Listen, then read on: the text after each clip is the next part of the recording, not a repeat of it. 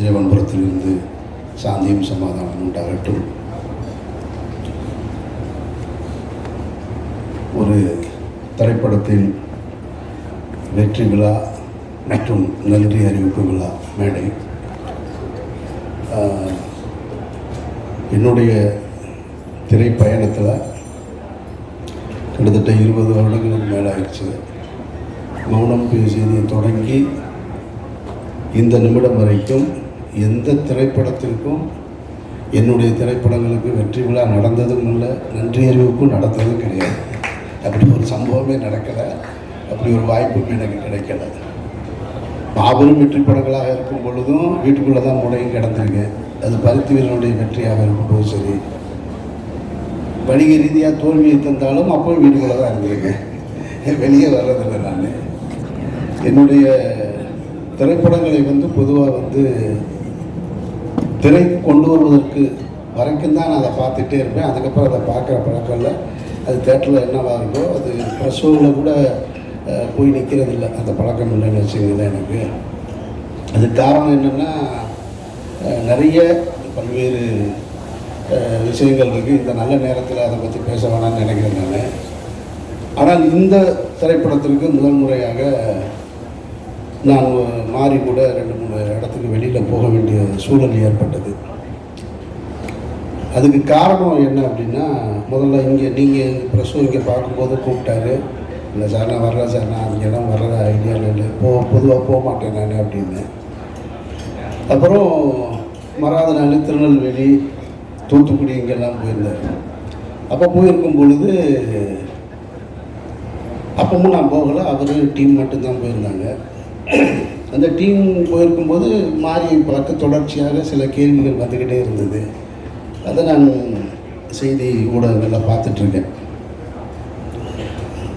அது முடிஞ்சு மறாத நாள் மதுரைக்கு வந்துட்டு, மதுரையில் நான் இருந்தேன். என்னை கூப்பிட்டு தேட்டருக்கு போனாங்க. சரி நம்ம ஊருக்கு வந்திருக்காங்கன்னு தேட்டருக்கு போனேன். அப்போ மாதிரி கூப்பிட்டாரு, சார்ப்பா நீங்கள் நாளைக்கு சேலம் மற்ற ஊர்களுக்கு போகிறோம், நீங்கள் வாங்கன்னு.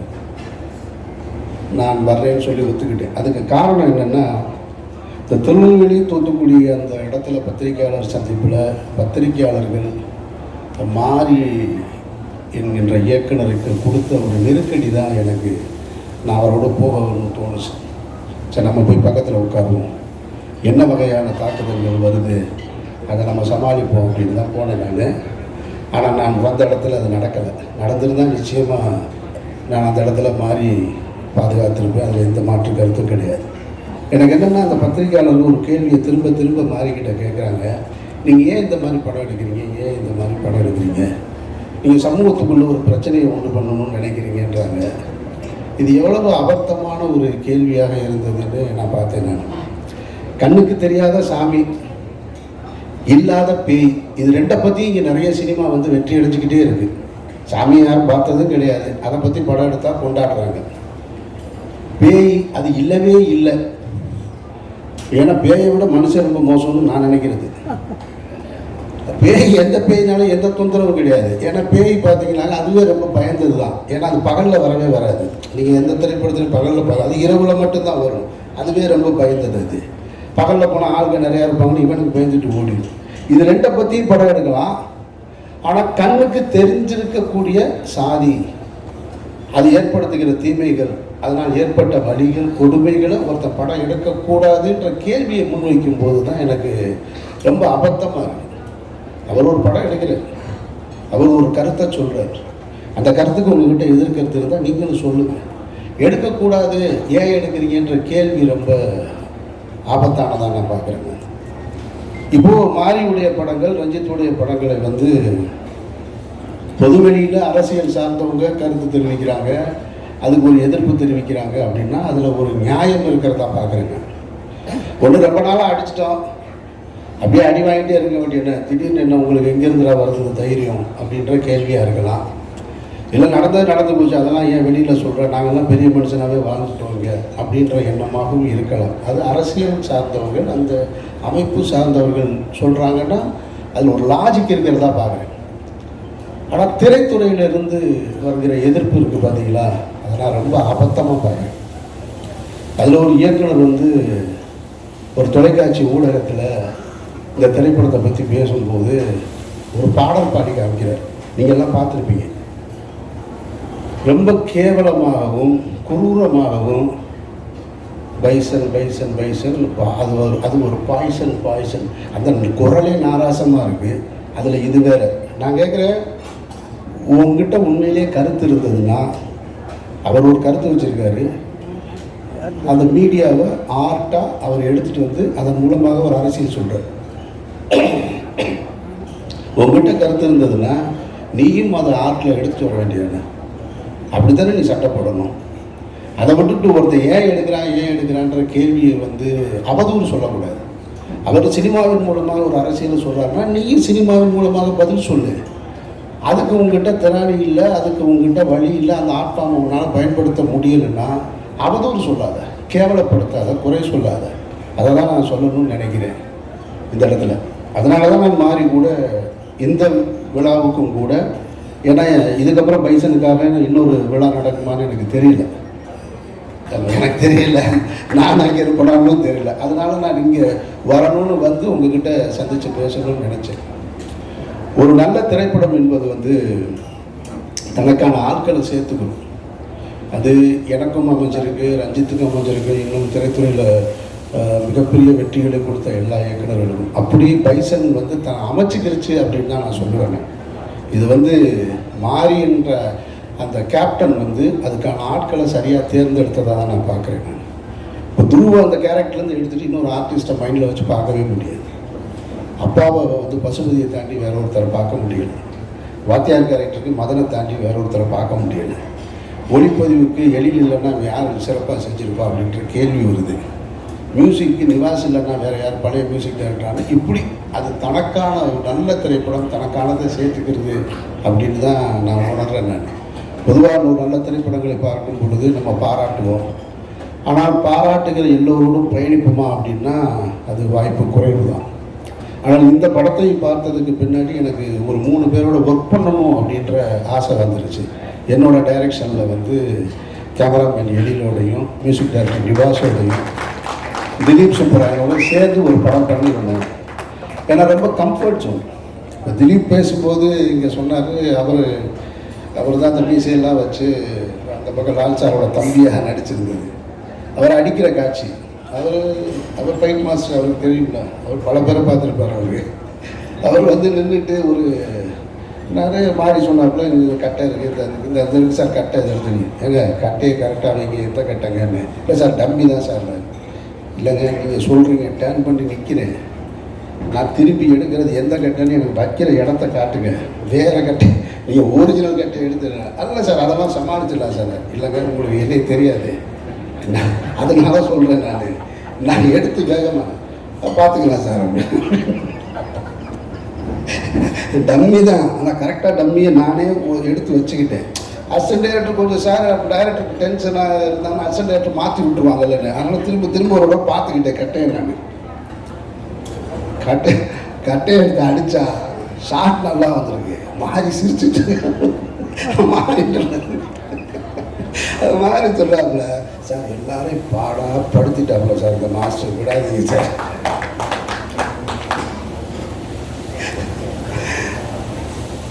நான் வந்து திலீப்பே பார்க்குறேன் தான், அப்படியே இருக்காங்க, கண்ணு லேசாக கலங்கியிருக்கு. ஆனால் என்னடா இவ்வளோ பேர் முன்னாடி திலீப் நீங்கள் சொன்னதுனால தான் நான் சொல்கிறேன், இல்லைன்னா சொல்லியிருக்க மாட்டேன்.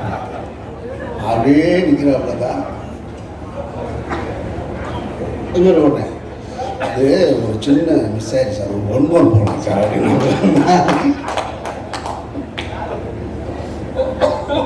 ஒரு 1 more போகலான்னு ஒன்று நான் ஏங்க வேணாங்கன்னு. இப்போ முதல்ல இருந்த திலீப் கூட கொஞ்சம் லைட்டாக கொஞ்சம் குறைஞ்சிருச்சு. இல்லை நான் கேட்டேன், இல்லை திலீப் நான் வேணா சும்மா சீட் பண்ணவான்னு. பரவாயில்ல சார் அடிக்க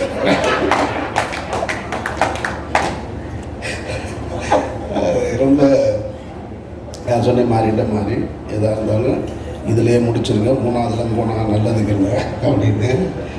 அப்படி நடந்தது. மாஸ்டரோட அசிஸ்டண்ட் பக்கத்தில் இப்படி பார்க்குறாங்க எல்லாரும். எல்லாருக்குமே இவர் அந்த ஷாட்டு முடிஞ்சிருச்சு, திரும்ப மாறி கூப்பிட்டு ஐயா பாருங்க அசிஸ்டன்ட் கூட அப்படி சிரிக்கிறாங்க பாருங்க உள்ளுக்குள்ள அப்படி பூரா மறைஞ்சு சிரிச்சிட்டு இருக்கேன். ஏன்னா இந்த படத்தில் நிறைய ஃபைட் சீக்வன்ஸாக இருந்திருக்கு, வச்சு செஞ்சுருக்காப்புல அவர். அதனால் ஆனால் அதுக்கு பதிலுக்கு திலீப் என்னை ஒன்று வச்சு பண்ணிட்டாரு. அந்த பாம் அது வெடிச்சது இருக்கு இல்லையா, என் பக்கத்தில் இப்படி தான் வெடிச்சிச்சு. ஆமாம், திலீப் பார்த்த வேலை தான் அது. ரொம்ப நல்லா கம்ஃபர்ட்டாக பார்த்துக்கிட்டாங்களா. நான் அது வெடித்த உடனே திரும்ப உள்ள பாய்ஸ் எல்லாம் உள்ளே வந்துட்டாங்க, ரொம்ப சேவ் பண்ணிட்டாங்க. ரொம்ப சந்தோஷம். எழில் கேமராமேனு, எழில் ரொம்ப தன்மையாகவும் இதாக நான் இந்த அறிமுக விழாவில், இசை வெளியீட்டு விழாவில் அறிமுக விழா நம்ம நடத்தணும் இல்லையா, அதில் நான் சொன்னது உங்களுக்கு நினைவு இருக்கும்னு நினைக்கிறேன். நான் சும்மா ஒரு படத்தை பார்த்துட்டு அந்த படத்தில் நடிச்சிருக்கோன்றதுக்காக இந்த வாசிக்கிற பழக்கம்லாம் கிடையாது. என் மனதுக்கு தோன்றதை தான் நான் சொல்லுவேன். அப்படி தோன்றதான் சொன்னேன். அன்றைக்கி நான் சொன்னது பசுபதி சார் உங்களை நான் ரசித்தேன் இந்த படத்துலன்னு சொன்னேன் நான். இன்றைக்கு அதை தான் மக்கள் பூரா சொல்கிறாங்க.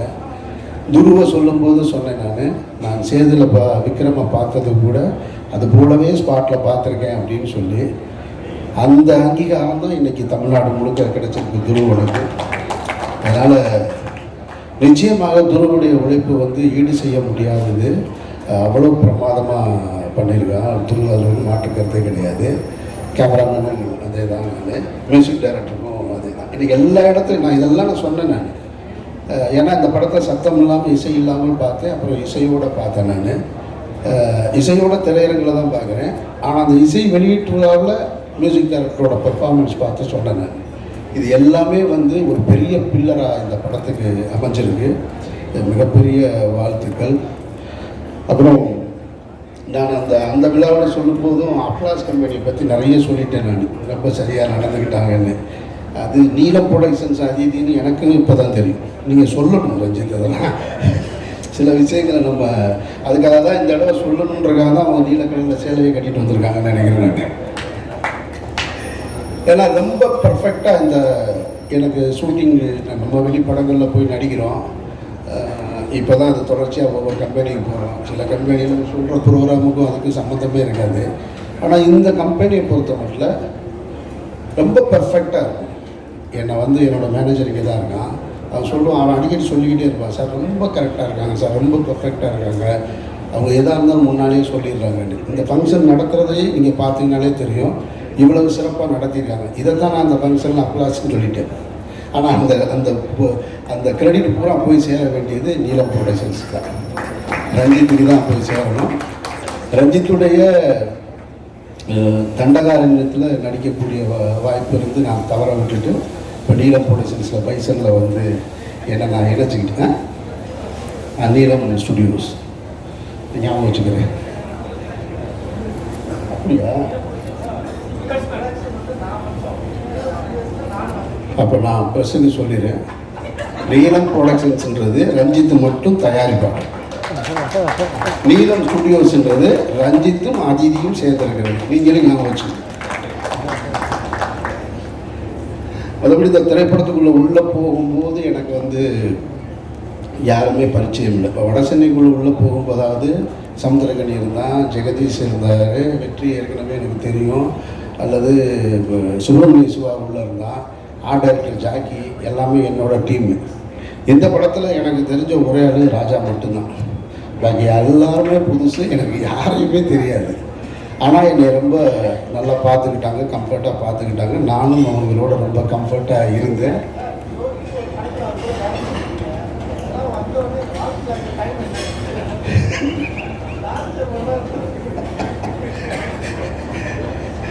ரொம்ப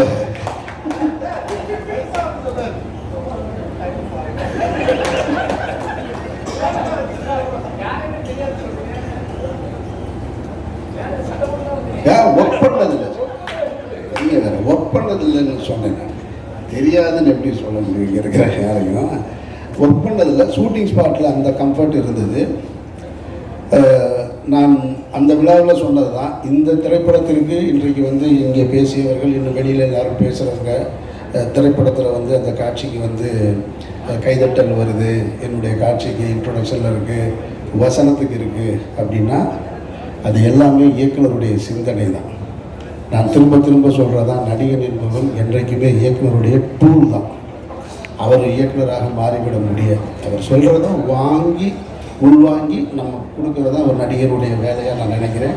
இந்த திரைப்படத்தில் அந்த மேடையில் சொன்னதான், இந்த படத்தின் மூலமாக ஏதாவது ஒரு பேரும் புகழும் கிடைச்சதுன்னா அது மாரி செல்வராஜுக்கு தான். இங்கே நான் அந்த மாரி செல்வராஜுக்கிட்ட திருப்பி கொடுத்துட்றேன். நீங்களே வச்சுக்கோங்க, அது உங்களுக்கானது. ரொம்ப சந்தோஷம். அதை தாண்டி மீடியாவுக்கு நான் அதிகமாக நன்றி சொல்ல கடமைப்பட்டிருக்கேன். காரணம், ஒரு திரைப்படம் என்பது பொழுதுபோக்கு உள்ள திரைப்படங்களாக இருக்கலாம். அதில் கருத்து சொல்கிற திரைப்படங்களுக்கு பெருவெற்றி பெறுவது என்பது ரொம்ப குறைவாக தான் நடக்கும். இந்த வெற்றி விழாவை நான் எப்படி பார்க்குறேன்னா, தீபாவளிக்கு வந்த 2 படங்களில் ஒரு படம் இதை விட பெரிய வெற்றி பெற்றிருக்கு, பணத்தால் பெரிய வெற்றி பெற்றிருக்கு. ஆனால் பைசன் பணத்தாலையும் படைப்பாலையும் மக்களிடத்திலையும் மாபெரும் வெற்றி இருக்கு. அப்போ அது ரொம்ப ரேர். ஒரு ஸ்போர்ட்ஸ் மூவி நிறைய பார்த்துருப்போம், ஆனால் எல்லா ஸ்போர்ட்ஸ் மூவிலையும் இது போல் இருக்காது. இதுக்குள்ளே ஒரு வாழ்வியல் இருக்குது, அதுக்குள்ளே கொஞ்சம் வயலன்ஸ் இருக்குது, எல்லாம் சேர்ந்து ரொம்ப மிக்ஸ்டாக சரிசமமாக மிக்ஸ் பண்ணியிருக்கு. அதை யார் அப்படின்னா மாரி செல்வராஜ் என்ற எழுத்தாளர் முடிவு செஞ்சது.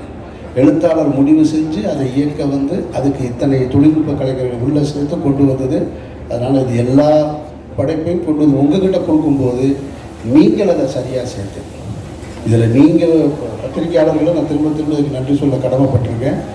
எல்லோரும் மிகச்சரியாக, அதாவது ஒரு பெருவாரியாக கொண்டாடிக்கிட்டு இருக்காங்க.